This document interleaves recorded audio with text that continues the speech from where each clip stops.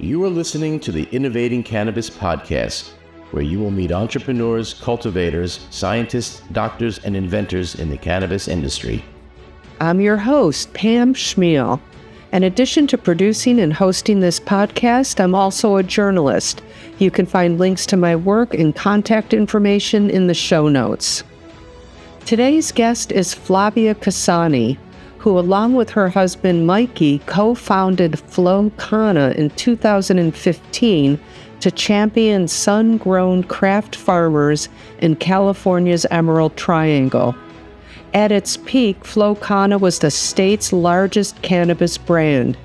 But after taking on partners, they faced a hostile takeover and were ultimately pushed out of the company. After stepping away and spending time in Europe to regroup, Flavia and Mikey are back with a new vision for cannabis wellness.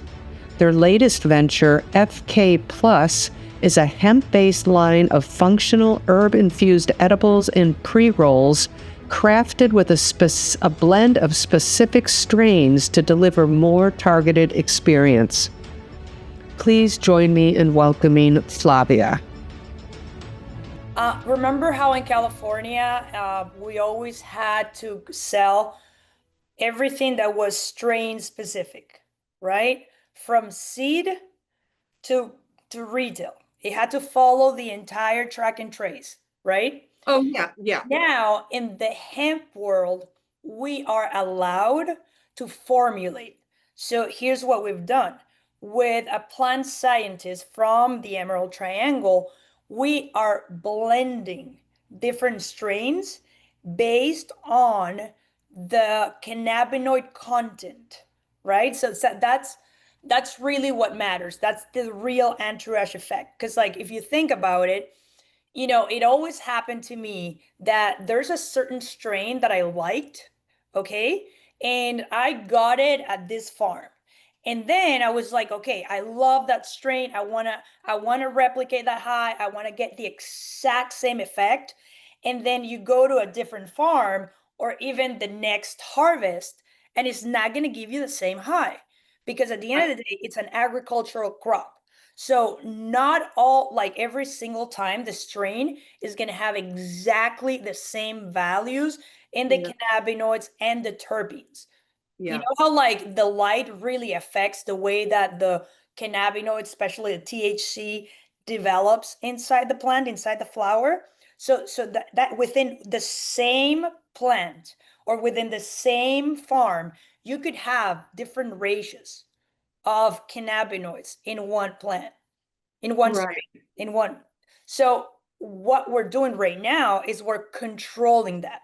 We're controlling the amount of cannabinoids that we have in our pre-rolls.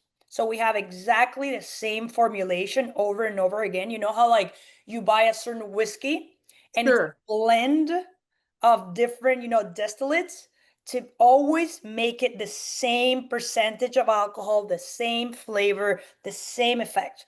You buy, I don't know, like Johnny Walker. That Johnny Walker is going to be exactly the same every single time. And that's what we're doing right now at FK Plus. We have the formulations with different strains that we test to have the same amount of cannabinoids and the same amount of terpenes so that you always can rely on the effect. I'm from the East Coast, but I didn't know in California you can only use one strain. You couldn't. What do you mean? Like you couldn't grow? So we know, we operated in California for 10 years, right? And I want to hear about that. Yeah. And we have the medical and then the recreational cannabis, regulatory system, right? That got extremely strict. Okay. So one of the things that was mandatory in California and also in the medical world everywhere else in the United States is that you can only sell one strain, like strain specific. You cannot blend it with anything, right? We're operating under the hemp regulatory system, right? It doesn't mean that we're selling lower potency and that it's a different plant. It's the same plant, okay? But what we're doing now, it's like we're able to mix them, like the different strains. And that's what really gives you the specific effect. We could never do that in California. And that was something that was, kind of frustrating for us because us ourselves at home, I would blend my own strains because I knew I loved this one and I knew I liked that one for different reasons, Oh, right? the flower, you're blending different strained flowers? Yes. That's cool. Yes. Okay, we got to get into this. Okay, let's Yes, yes. It's like I you do love with it. tea, it's like you do with any Yeah, herbal product, like you have different amounts so that you can yeah. reach a certain effect or like reach, I don't know, for different functions or like, even like for medical reasons, you need a little bit of this, a little bit of that.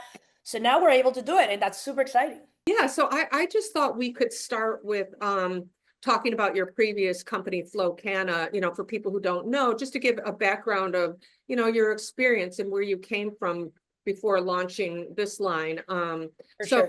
if you could just, yeah, give us a little history of Flow Kana and where you came from the Emerald Triangle. And I love that you supported craft farmers and just would love to also just hear kind of your take on the California market now. I did read that you left the state, I think, right? Yeah. Yeah. Yeah. Yeah. Okay. Yeah. So Yeah. So we started Flow Kana in 2000, I would say 13. Where Mikey and I, my husband and I, my partner, my husband, we do everything together. Um, we started the process of Flow Kana in 2013. We are from Venezuela. mm, We moved to California, not exactly sure that we were going to do cannabis. We like cannabis. We were big advocates. We grew up with like, our parent, I'm a half Swiss, I'm Venezuelan. So like, it's very open-minded towards cannabis. Mikey's mom is also American and she grew up her whole life also being like very connected to the plant. She has MS. So she always treated her MS with cannabis. So it was something like super normal in our house. mm, And when we moved to California, we discovered that, this was a very interesting industry. We went to dispensaries and we knew like legalization was coming. But at the same time, we realized that like it was very mom and pop.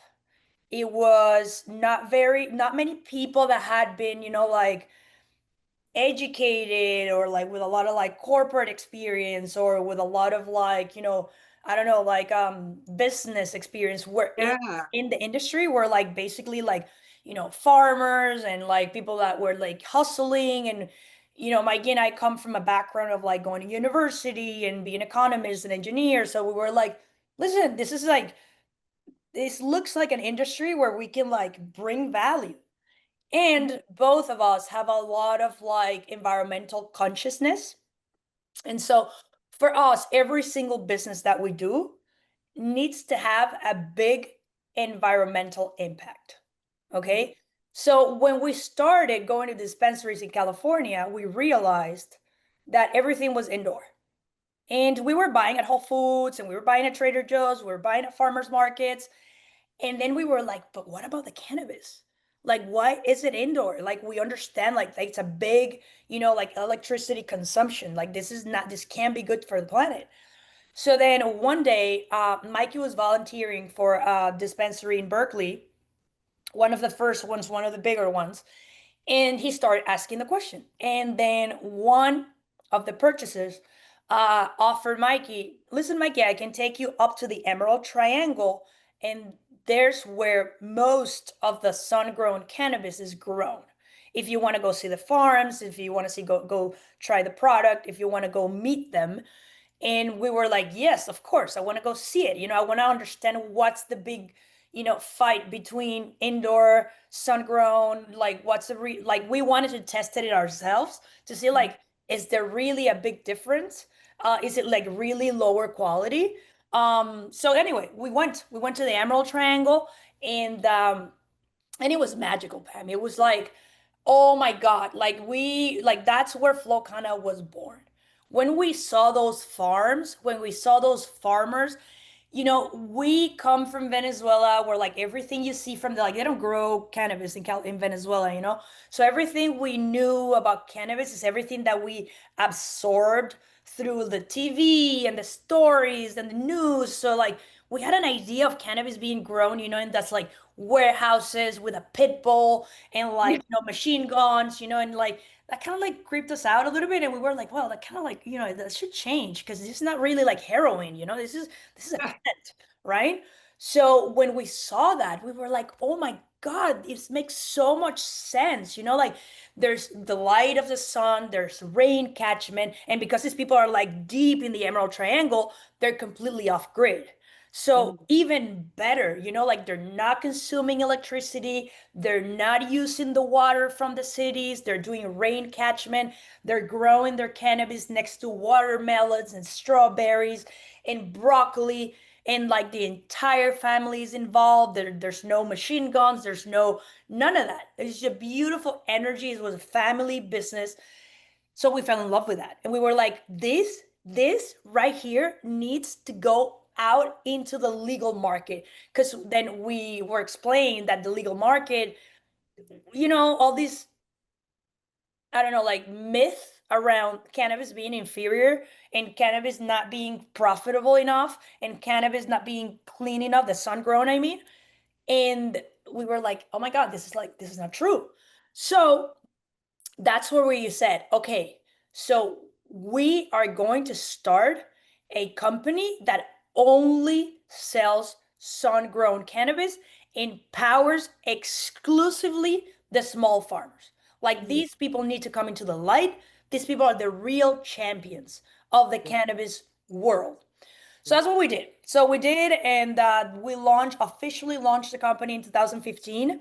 We went through a little bit of like, tech experience in Silicon Valley because we were living between Palo Alto and San Francisco. And then we realized, like, let's stay in San Francisco. This is a great place. We're surrounded by people that are very talented, very smart, very, caring for the planet. And so this is a perfect place for it. So we launched officially in 2015, and it was really funny, Pam, because like we have been, always like in the, like the product development, side, and like marketing, conscious marketing and all of that. So we identify with, like creating brands and storytelling and like creating an emotional attachment to the brand and what it means. So then we started going to dispensaries and said like, hey, listen, we have this beautiful, pre-packaged product and that we want to sell to you so that you can sell through, through your dispensary.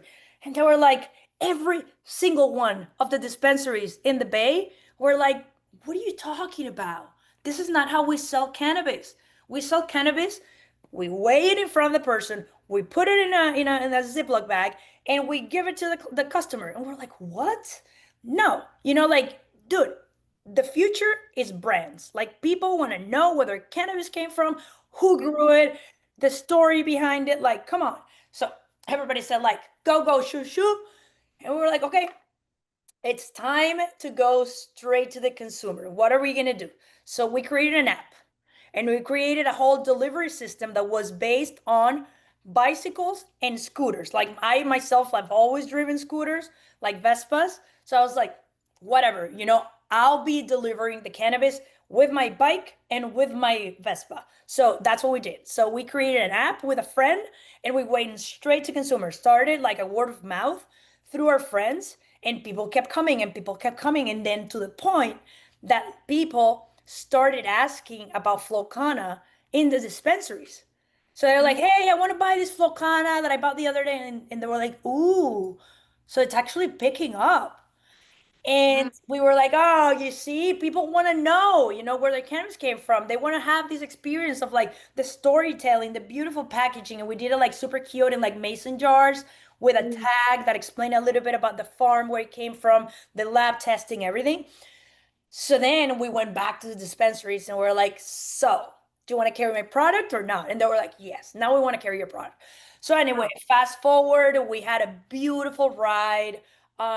We were like all over the media because we were like the first ones to do it. We launched the first omni-channel marketing campaign in the history of cannabis. It was super funny, Pam, that we would go to like the people that sold the ads on the buses and the bus stations in San Francisco, and they were like, we're not sure we can do that. And we're like, come on, we're in San Francisco. This is legal now. We can do it. And they were like, whatever, let's do it. So I swear, we went kind of like thinking like, oh my God, what is people gonna say? We're gonna put billboards and like cover the buses with cannabis, like pictures and pictures of farms. And they were like, yes, let's absolutely do it. Good thing that we had a very progressive, open-minded, like mayor and like people in the government and everything. So we went for it.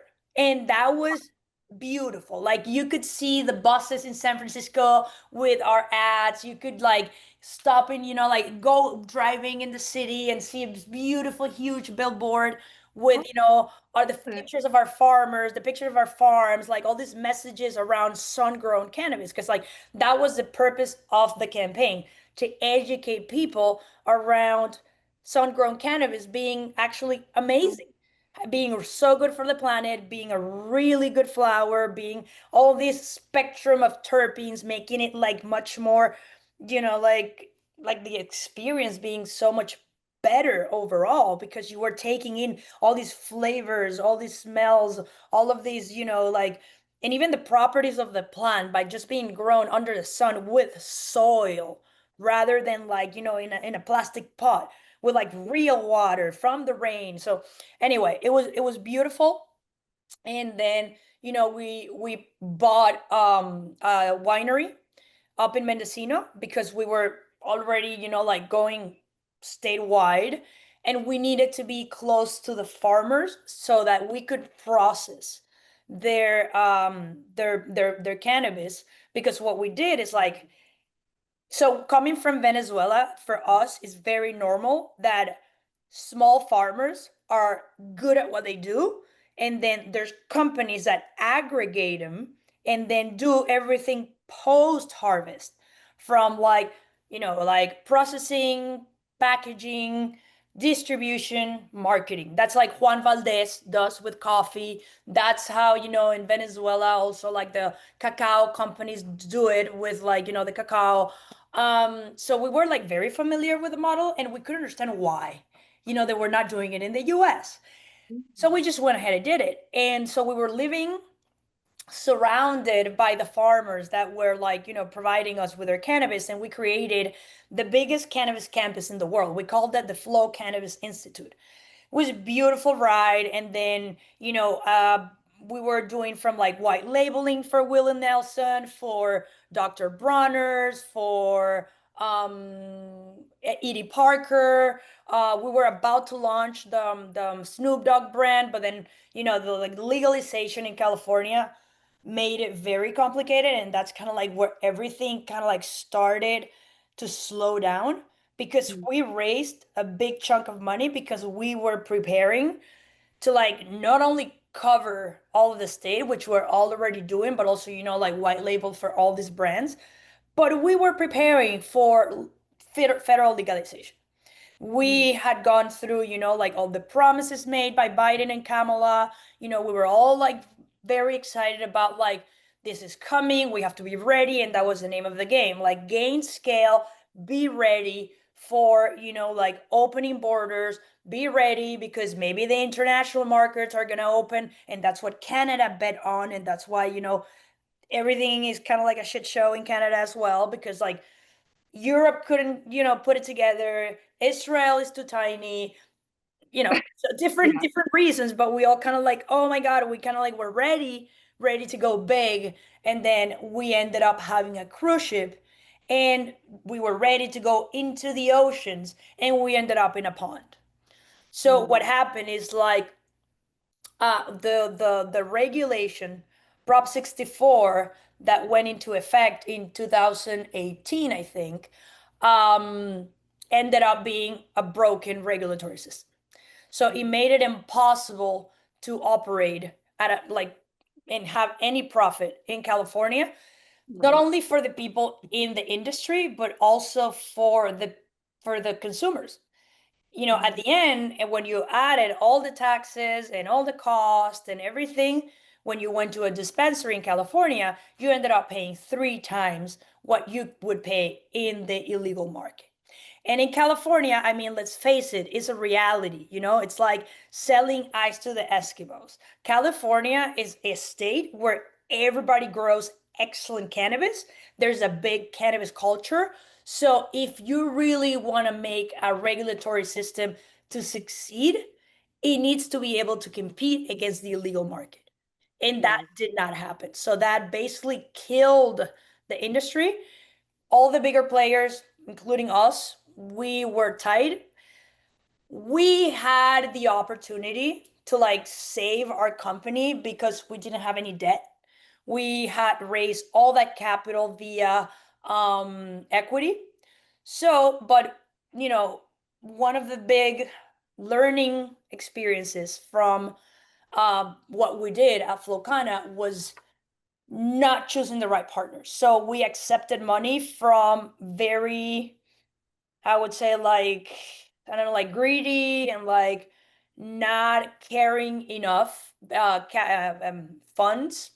And that's something that, it's a little bit, I mean, like pushed by the fact that we didn't have any protection, any access to banks, any access to credit. So we really had to like, like go out and try to find the money through, family, friends. But at the end, we covered all of our family and friends and all the friends of our friends. And then we landed with these 2 investment funds that they were just like wanting to take it all. So basically, when things got really ugly, we suffered pretty much a hostile takeover. And things got like, we could have prevented, like a disaster. We could have just like adapted our operations, adapted everything to kind of like endure the storm. And, with all the like legal battles and like the pressure in the board by these 2, funds, we just couldn't do anything. And so Mikey and I kind of like left well, I mean, we didn't leave. We were pushed out. We were like, hostile takeover, you get the fuck out of here, like, bye. So I had recently given birth to my son Dylan. He was 7 weeks old when we were kicked out of our home because we were literally living in the property where we had the Flow Cannabis Institute. Because at that point we were like, when you're an entrepreneur, like you breathe, you eat, you sleep your business, especially if it's a family business like Mikey and I. So we moved to the property so that we could be in the middle of it. We could like host people. We could like be in contact with our farmers. We could be, in the day-to-day of it. So basically, like we were pushed out. We were pushed out with a 7-week-old baby. And anyway, we went to Venezuela and we took a break. We took a break. Yeah, we had to continue with the legal battle. And I told Mikey, listen, I want to be surrounded by people that love us. Oh, God, I have goosebumps. I know, like, and you're a woman. I don't know if you're a mother, but like you can imagine like having a 7-week-old baby and dealing with being kicked out of your home, taking like they took all your business, everything you've done for the past 10 years, and it's like boom, bye. So it was rough. It was rough, and we left. But I have this way of seeing life that like everything happens for a reason. And if you take in all the good and the bad, you take it as a learning experience, it's going to be okay. So that's kind of like what we did. We traveled for a little bit, kind of like finding peace, finding, our strength, and deciding if, we ended up taking the brand, all of the IP after the separation and the legal battle, which was great. Oh, okay. They took all our shares, they took all the assets, and like, but we took all of the IP, which at the end, like that's the real us. All the videos, all the logos, all the like marketing campaigns, everything that was Mikey and I, and at the end, it was a very like founder facing brand, like we were very much in contact with, our consumers, and we were always out there giving, like our faces were out there. So people identify Flow Kana with Mikey and I. So that was good that we took our brand, but then we were like, okay, what do we do with it? Right? And we immediately we traveled, and then we did, so let's do this. So let's go travel around the world finding our peace, but at the same time doing a little bit of research on the main cannabis markets around the world, and if there's opportunities of bringing not only our experience but also our brand into any of those markets. So the reality, Pam, is that cannabis is not a priority for any country in the world right now. Europe, which seemed to be, like the most pushing forward, the most advanced, is not really pushing for the cannabis legalization in a way where, our values, the whole sun grown and the whole, like small farmers, etc., can fit. It's actually very medical, very, like strict, very like sterile. It's just like not exactly fitting what we had done before and how we connect to the plant. And then we visited, Thailand, and everything in Thailand, it's a little bit weird. It's like a free for all sort of, and like it's not exactly what we do. So anyway, we came back and we were like, okay, let's just drop it. I guess there's nothing to do right now, and let's see what life brings. And without really looking for it, without really like searching more, just when we let go and we're like, okay, let's just like open our hearts and see what comes.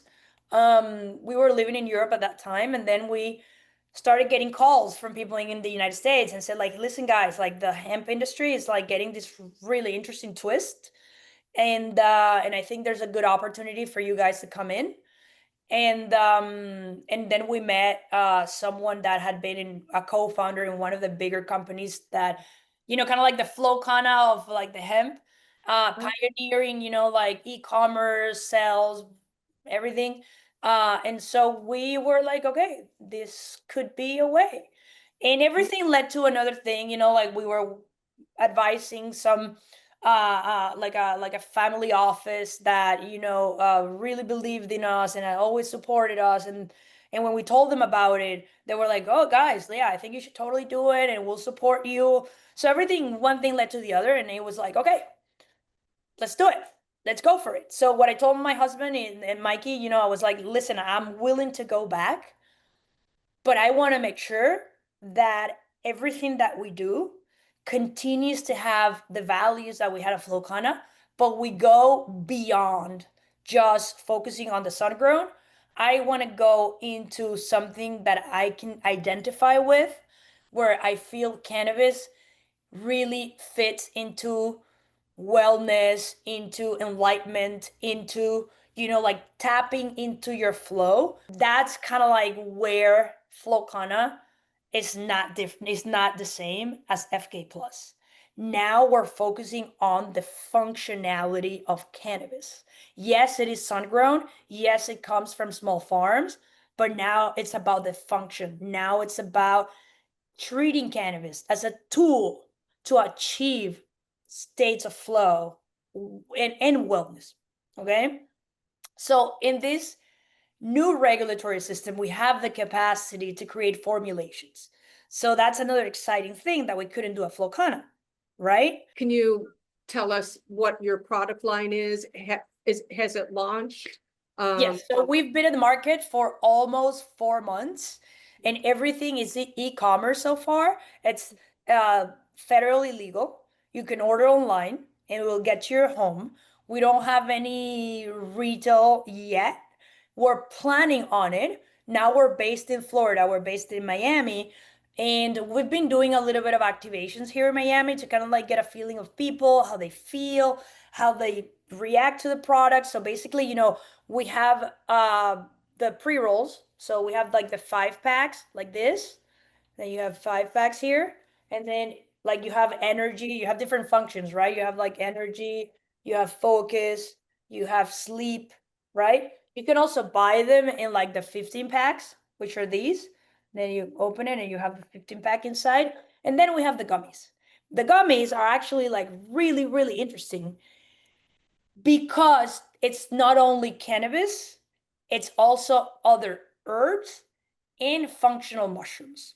So we've worked with a group of scientists from, I'm not allowed to say, but like from the largest tea company in the United States. So people that are like very, very familiar with like all the herbs and the functional mushrooms and how each one of them interact with each other. And like they also have a lot of experience with cannabis because they've been like plant scientists for a long time. And cannabis is actually like a very medicinal herb that has been used for many, many, many years.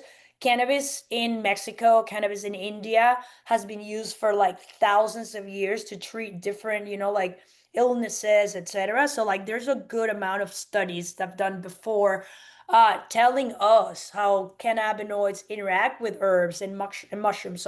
So we've actually designed, like this is the one that I believe you have tried. So this Yes, one in I love it. particular has THC, CBN, and CBD for the cannabinoid side.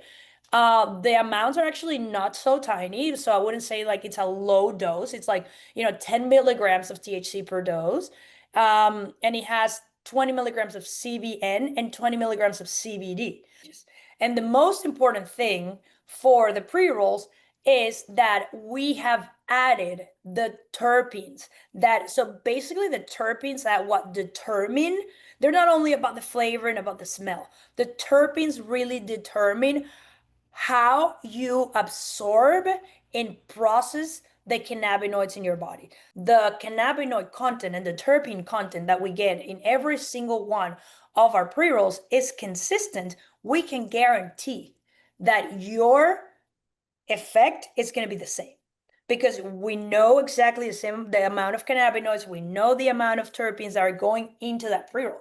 So that is in reality the only way that you can control it. And that kind of like only happened in California when you were doing distillates, when you were doing vapes, because it was an isolate. It was just about like the amount of like THC oil that you had in it. Some of them had some of the terpene profile, and that helped determine if it was a sativa or indica, because it was kind of like the way that your body was absorbing it. But besides that, it was almost impossible to predict how this is going to affect you. So you could buy, like, I don't know, like just like a sour diesel that you thought that was like, oh my God, that made me feel so good. And you bought it in one dispensary, then you go to a different dispensary, you bought the same sour diesel. It's not the same sour diesel.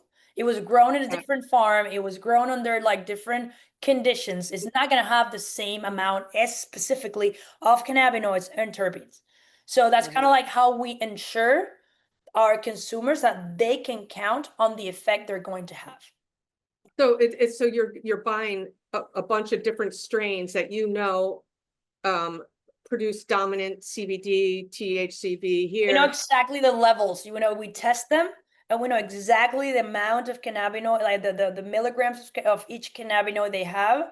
And we know exactly the terpenes they have. When they need a little bit more of certain terpene, we infuse it with a terpene just to make sure that it gets to that level, that all of them all the time are the same amount.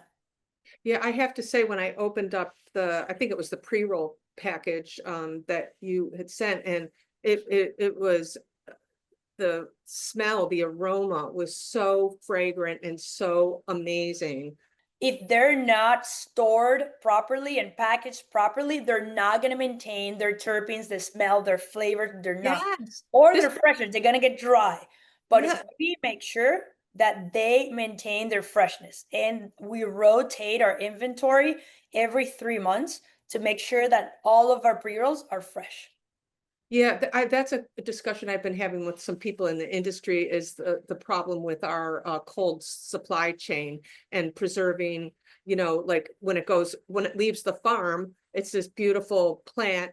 And then by the time it gets to retail, it's been in a hot truck somewhere, if they're not keeping it below 60 in their vault in the dispensary, all those kind of things. So I don't know, we've got to, like somebody said, we have to treat it like produce, and we don't have that infrastructure yet, which I think is a real problem, and I keep wanting to kind of bring light to. So we put a lot of emphasis into that because, we did 10 years in California. We were, bragging that sun grown was actually like superior to indoor. So we needed to make sure that we treated cannabis like a produce. Then, like everyone needed to understand, like this is just another plant, and we need to like care for it and treat it just like another plant. So like all of our, processes and the way that we transported cannabis, so we made sure that it would never lose its freshness. And that's something that we have definitely, like brought into this project. And like, so that's why, I can say that like starting in this new regulatory framework is, yes, it's like a fresh start, but at the same time, we have been doing this for 10 years or 12 years already. So we have gone through all the mistakes, all the learning, etc. And we really care about the quality of our flower. Like it has to be top notch. Otherwise, people will not want to buy a pre-roll. Like, Somehow we've got to figure out that in between trucking stage, where it could just be in Arizona, 150 degrees in the summer, kind of, so, but anyway, it's something we have developed with our packaging and like the way that we treat the flower to get to the processing facility, and then once it's been processed and rolled, it goes into the packaging, and we make sure that like once it has been sealed, everything stays in there. mhm. So we actually, before we launch, we did like a 3-month trial before we launched to make sure that our products were keeping the freshness.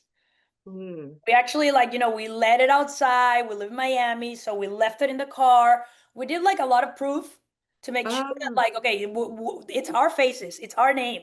That's gonna be yeah, this thing better be good. We have one of the beautiful things about working in the industry for 10 years and becoming so big is that we have like such a beautiful network of people like connoisseurs, like scientists, experts. And so we made sure that like we tapped into our network to kind of like bring the best that we learned from those 10 years and like yeah. continue the legacy, right? It's a sharp product, really. I really like it. Just everything about it is professional and just, looks fantastic. So I'm just thinking, because we've been talking for a while, to wind down, I just want to make sure I get everything about what you're doing. I guess, well, what challenges are you facing in this new launch? Yeah, so we are entering the e-commerce world. Mm, And when we started Flow Kana, we were kind of like the first ones, right? We were like the kids, with their sun grown, and the kids with their brand, and the kids with their, app. And so we were kind of like very new, and the market wasn't as saturated as it is right now. So it's definitely a challenge to enter in such a saturated market. And for us to make sure that people understand that we go above and beyond, and that we have all these years of experience, and that we are making sure that we're bringing like really good quality products, it's been a challenge because there's so much noise. There's brands everywhere. There's like, I know, and like everybody's doing the functional now, everybody's doing the functional, but they're fairy dusting, and they tell you're gonna put lion's mane, and they put like a little sprinkle of it. oh Sure, God. no one's like really measuring it to be a supplement grade level where you can like really stop buying these like functional mushroom gummies in Whole Foods and start taking this, like that has been what I mean, it's only been 3 months, but we need to make sure that we expose ourselves a little bit more. And that's one of the reasons I'm so glad I'm talking to you today, Pam, because like it's important to hear it from us. It's important to hear the whole story Yeah, because it's hard to like communicate that over social media, especially knowing that we have a lot of limitations in social media, that there's a lot of noise, there's a lot of brands, there's a lot of people like like bragging they have, yeah, functional mushrooms and this and that, but they're really not putting the science and the lab testing behind it. So yeah, I guess that's the biggest challenge, is to like really communicate to people that we are here. This is not an improvised, like a green rush type of thing. We have paid our dues. We have been doing this for a long time. And yeah. one of the things that I'm like most proud of is that we decided to come back to the industry to create a beautiful, beautiful product. And we also did that in Flow Kana, like, and this is a big responsibility, Pam. You're like, we're giving people something that is going to alter their state, you know?